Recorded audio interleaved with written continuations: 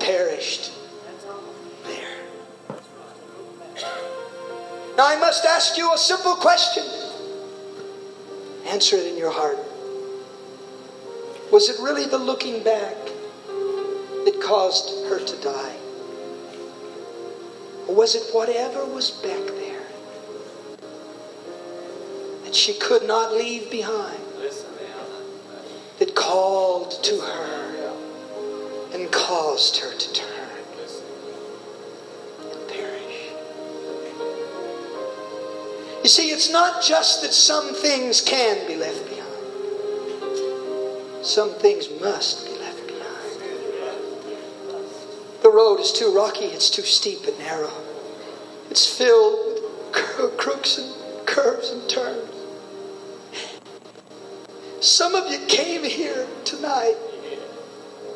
You did it like you've done it so many times before. Got the family out to the car. And you said, wait a minute.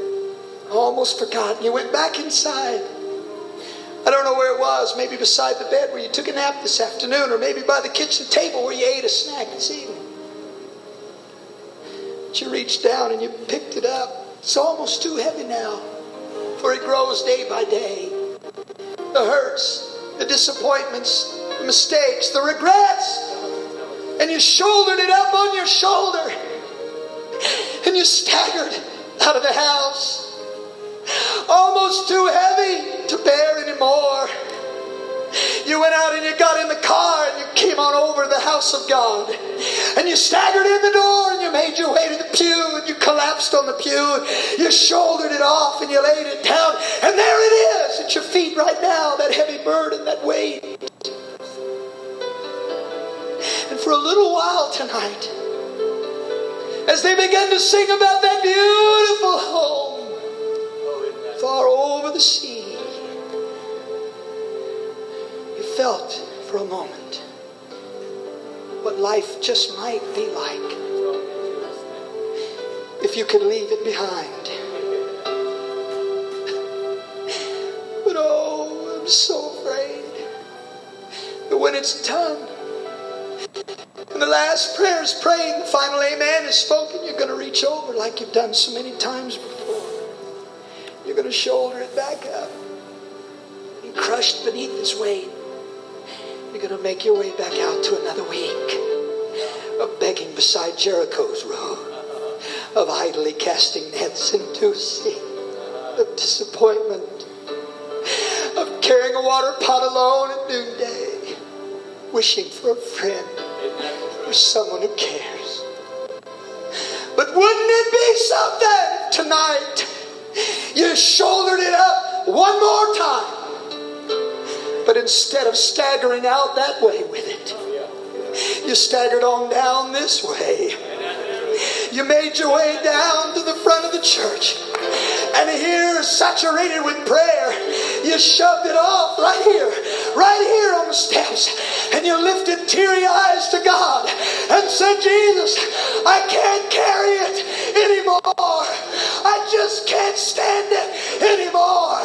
And He speaks and reminds you, you may cast all your cares upon Him.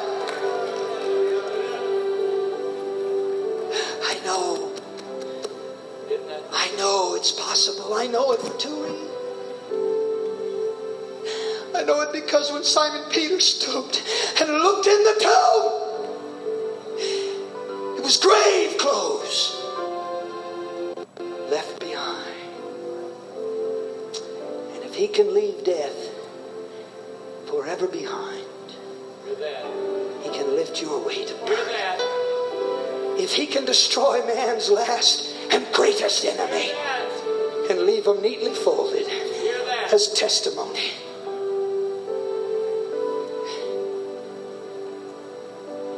And I know it. I know it. Because when I was 10 years old, my mother died suddenly one Saturday afternoon in January.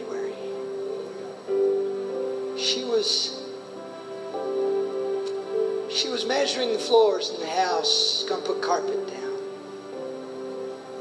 We were down in the basement, my brother, my dad, and I, just doing a little puttering. We heard her call. We ran up the stairs. She collapsed. My daddy got her in the car. We rushed to Madera. They put her in an ambulance and headed for Fresno. He says he spoke to her and said, if you can hear me, squeeze my hand. And very weakly she squeezed his hand. But somewhere in the ambulance, between Madera and Fresno, my mother died. My aunt had come and picked my brother and I up, and we were at her house. The phone rang. She came weeping from the back of the house and said, boys, your mama's dead. I couldn't cry. I couldn't. I don't know. I could remember only one thing. I could remember only that very morning. It's a small thing, I know. But all I could remember was Mother had asked me to do a little chore. Jerry, will you take the garbage out? It was Saturday. It was early. Had a big day planned. I said, oh, Mom, I don't want to do that. My mother is very unusual. But my mother said, that's fine. Go ahead. I'll do it. I was happy with that for a while. And then I went back to her a couple hours later, almost as if I felt something. And I said, Mom, I'll do it. She said, no, I already took care of it. Don't worry about it. When my aunt told me that never again would I hear my mama's voice, never see her face, never feel her head, all I could, with every ounce of my being, wish that somehow I could go back. Just a few hours. That's all I would ask of you. Merciful God, if you just give me this day again. Just let me start it all over.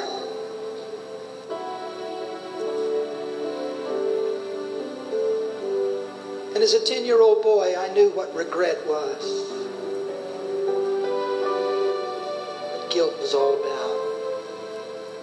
I never talked to anybody about it for 2 years. I hardly laid down at night that I did not see my mother's face. Say, I wish I could do it over. Mama, I'm sorry. Mama. But I'm so happy to tell you when I was 13 years old, right up here in Tioga, got up from the pew at a youth camp one night and I made my way up to the front. And nobody but me and Jesus knew what regrets I carried. And I said, Jesus, I can't go back, but I need to lay it down. And I found in Him the hope that you can take that weight and lay it forever down. Yes. And never pick it up again. Some things must be left behind. Would you stand with me?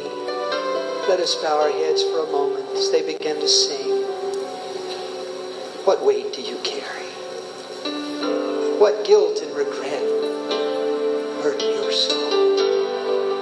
Jesus. I know the Jesus.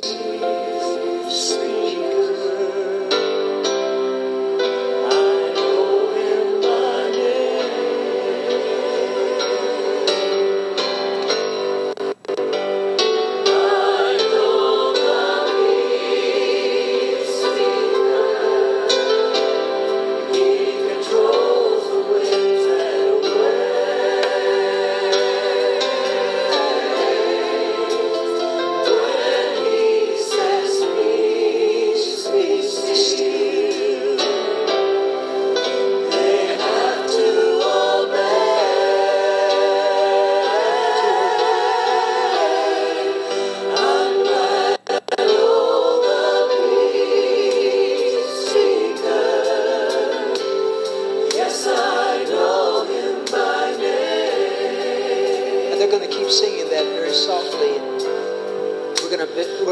bask here a moment in the presence of God.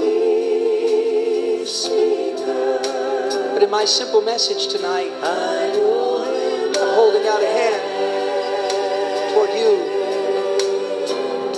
who struggle with a yesterday, you somehow can't forget, with a past so filled with failure that it's a weight almost too much to bear. For some who every day pick up a water pot, make their way to a well, ashamed and guilty, fearful and afraid, lonely.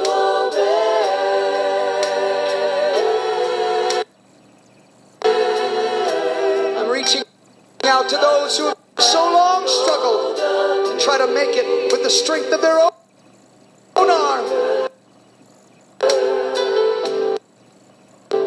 Yes.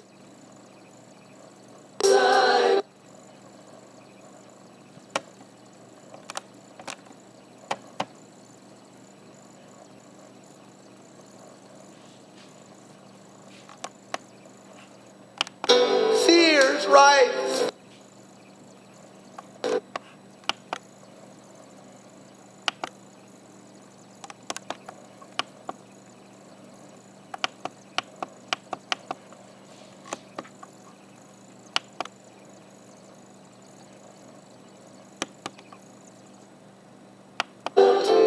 Reaching the people, you see, folks that live real lives with its hurt and pain, its failure and struggle, its guilt and condemnation. I've reached for real people who say no when they should say yes, and yes when they should say no, and then their days are weighted down with their guilt and their sorrow.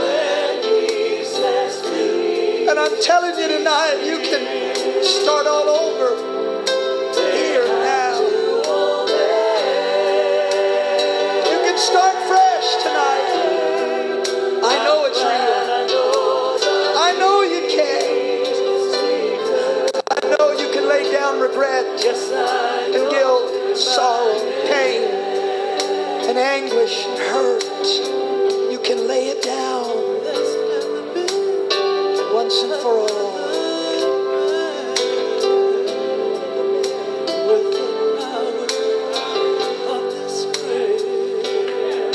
Her sobs were those great racking sobs that camouflaged her words until I could not understand. When I finally got her to calm down, what's the problem? What is it? Oh, Pastor, she said, I can't hide it anymore. I have to tell you what I am. I said, what are you? She said, I'm filthy. I'm dirty. I'm no good. I said, why would you say that? She said, because when I was 16 years old, I bore an illegitimate child. And I can't forget what I did and what I was. I talked to her about mercy. I talked to her about forgiveness. I talked to her about the love of God. But she confessed to me, somehow I can't let it go. I can't lay it down. And I watched a woman who had carried an incredible weight for 40 years. She said, every time I pray, I feel unworthy. Every time I worship, I feel guilty. And I can't bear it anymore. Tonight, she does not even pretend to serve God. You just can't make it. Why don't you come now? Join the scores that are all